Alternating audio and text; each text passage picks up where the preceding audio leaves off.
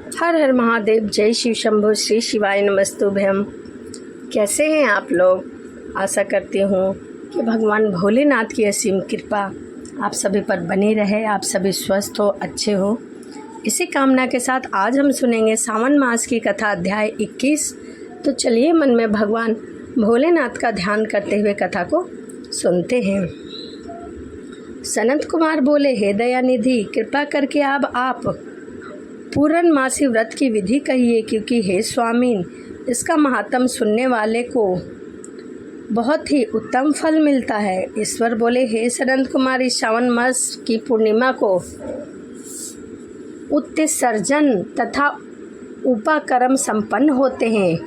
उस पूर्णिमा तथा माघ की पूर्णिमा उत्सर्जन कृत्य के लिए होती है, अथवा उत्सर्जन कृत्य हेतु पौष की प्रतिपदा और माघ की प्रतिपदा तिथि अथवा रोहिणी नामक नक्षत्र उत्सर्जन कृत्य के लिए प्रसक्त होती है, अथवा अन्य कालों में भी अपनी अपनी शाखा के अनुसार उत्सर्जन तथा उपाकर्मा दोनों का साथ साथ उचित माना गया है।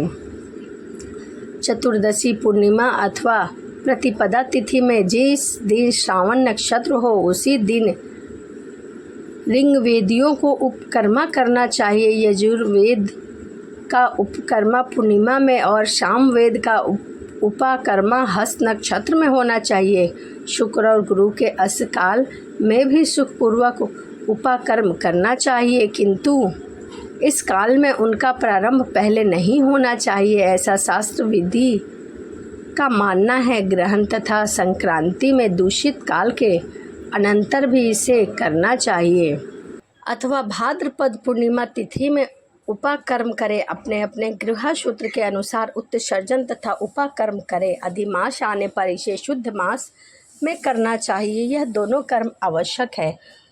उपाकर्म के विद्वान रहने पर स्त्रियों को सभा में सभा दीप निवेदन करना चाहिए। दीपक को आचार्य ग्रहण करे और किसी अन्य ब्राह्मण को प्रदान कर दे। दीप की विधि किस प्रकार है? स्वर्ण, चांदी, तांबे के पात्र में सेर भरे हुए गेहूं का सेर भरकर आटे का दीपक बनाकर उसमें उस दीपक को जलाए। वह दीपक घी से अथवा तेल से भरा हो और 3 बत्तियों से युक्त हो।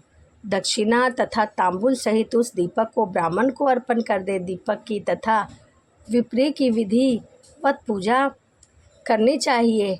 दक्षिण तथा तांबुल से युक्त यह उत्तम सभादीप मैंने देव आदि देव से निवेदित किया है। मेरे मनोरथ अब पूर्ण हो। सभापति प्रदान करके पुत्र पौत्र आदि से युक्त करे, उज्ज्वलता को प्राप्त हो और यश के साथ निरंतर बढ़ता रहे। इसे करने वाली स्त्री दूसरे जन्म में देवगन्नाओं के समान रूप प्राप्त करती है और वह स्त्री सौभाग्यवती हो जाती है और अपने पति की अत्यधिक प्रिय पात्र होती है। इस प्रकार 5 वर्ष तक इसे करने के पश्चात उद्यापन करना चाहिए। उसी रात्रि में श्रवण कर्मा का करना बताया गया है। इसके बाद वहीं पर सर्प बलि की जाती है। अपना अपना गृह सूत्र देखकर यह दोनों को कृत करना चाहिए। अतः इस तिथि का हयग्रीवा जयंती का महोत्सव मनाना चाहिए।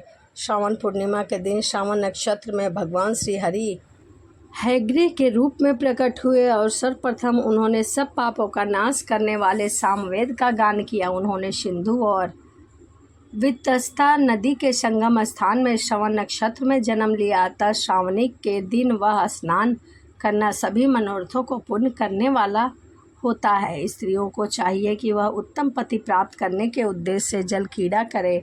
उस दिन अपने अपने देश में तथा घर में इस महोत्सव को मनाए। हयग्रीवा की पूजा करनी चाहिए और मंत्र जाप करना चाहिए। मंत्र सभी सिद्धियां प्रदान करने वाला और 6 प्रयोगों को सिद्ध करने वाला होता है। इस मंत्र का पूर्ण अक्षर 28 लाख अथवा 18,000 जप का है। कलयुग में इसका पूर्ण अक्षर इससे भी 4 गुना जप से होना चाहिए। इस प्रकार करने से हयग्रीवा प्रसन्न होकर उत्तम वंचित फल प्रदान करते हैं और पूर्णिमा के दिन रक्षाबंधन मनाया जाता है। जो सभी रोगों को दूर करने वाला होता है, सभी अशुभों का नाश करने वाला होता है। हे मुनि श्रेष्ठ, इसी प्रसंग में एक प्राचीन इतिहास सुनाता हूँ। इंद्र की विजय प्राप्ति के लिए इंद्राणी ने जो किया था मैं उसे बताता हूँ।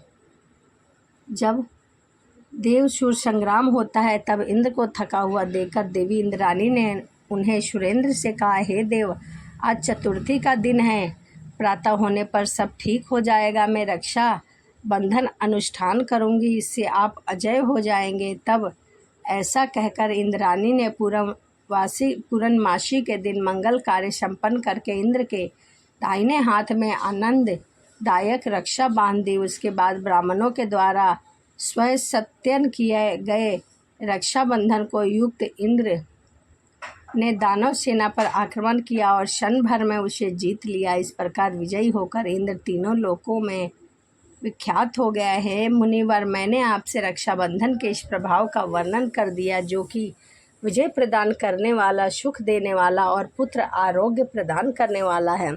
सनंत कुमार बोले, हे देवेश, यह रक्षाबंधन किस विधि से, किस तिथि में तथा कब किया जाता है? हे देव, कृपया करके आप इसे बताइए। भगवान, जैसे जैसे आप अद्भुत बातें बताते हैं वैसे वैसे अनेक अर्थों से युक्त कथाओं को सुनने से मेरी तृप्ति होती है।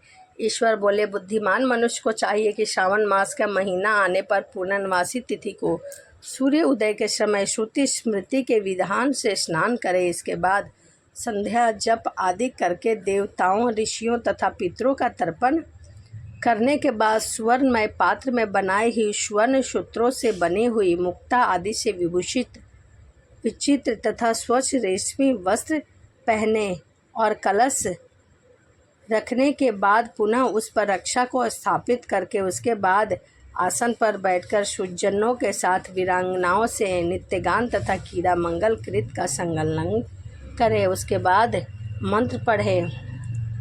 जिस बंधन से महान बल से संपन्न दानवों के पति राजा बलि बांधे गए, उसी से मैं आपको बांधता हूँ। हे रक्षे, चाल्यमान मत होए। ब्राह्मण, क्षत्रिय, वैश्य, शूद्र तथा अन्य मनुष्य को चाहिए कि यत्न पूर्वक ब्राह्मणों की पूजा करके रक्षाबंधन करे। जो इस विधि से रक्षाबंधन करता है वह सभी दोषों से रहित होकर वर्ष पर्याप्त सुखी रहता है। विधान को जानने वाला जो मनुष्य शुद्ध श्रावण मास में इस रक्षाबंधन अनुष्ठान को करता है वह पुत्र पौत्र तथा सुजनों से सहित एक वर्ष भर अत्यंत सुख से रहता है। उत्तम व्रत करने वाले को चाहिए कि भद्रा में रक्षाबंधन ना करे, क्योंकि भद्रा में बांधी गई राखी विपरीत फल प्रदान करती है। इस प्रकार श्री स्कंद पुराण के अंतर्गत ईश्वरीय सनंत कुमार संवाद में श्रावण मास महात्म में उपाकर्मों,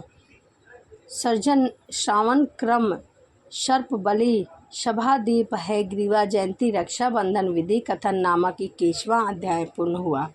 तो यहीं पर श्रावण मास की कथा अध्याय 21 समाप्त होता है।